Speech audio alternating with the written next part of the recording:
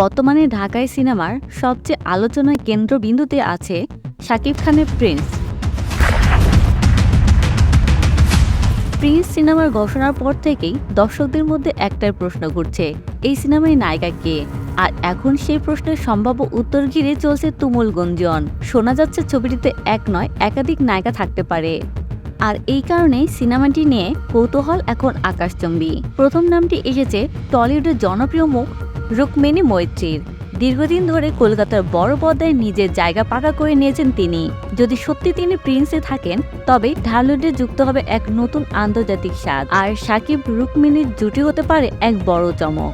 দ্বিতীয় নামটি বাংলাদেশের নতুন প্রজন্মের প্রতিশ্রুতিশীল অভিনেত্রী তানজিম সাইয়েরার তটিনী।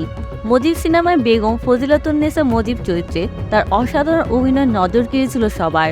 যদি তিনি প্রিন্স সিনেমায় থাকেন, তাহলে সিনেমাটিতে দেখা মিলবে নতুন এক সপ্রাণ ন্যাচারাল কেমিস্ট্রির। 3 নম্বরে যে নামটি রয়েছে তা দর্শকদের খুবই পরিচিত, তাসনিয়া ফারিন। ওয়েব সিরিজ কারাগার থেকে শুরু করে লেডিস অ্যান্ড জেন্টলম্যান প্রতিটি চরিত্রে নিজের অভিনয়ের গভীরতা দেখেছেন তিনি। প্রিন্সের মতো বড় পর্দার প্রজেক্টে ফারিন থাকলে গল্পে যোগ হবে আধুনিকতা আর আবেগের মিশ্রণ। এই 3 জনের মধ্যে কারা শেষ পর্যন্ত প্রিন্সের নায়িকা হবেন তা এখন পর্যন্ত অফিসিয়ালি ঘোষণা করা হয়নি। তবে দর্শকদের প্রত্যাশা এখন তুঙ্গে, কারণ তাদের পাশে থাকছেন ঢালিউডের প্রিন্স নিজে শাকিব খান। ভিউয়ার্স, প্রিন্স সিনেমাতে আপনি কাকে নায়ক হিসেবে চান কমেন্টে জানাতে পারেন। Prince once upon A time in Dhaka 2026 সালে ঈদে মুক্তি পাওয়ার সম্ভাবনা।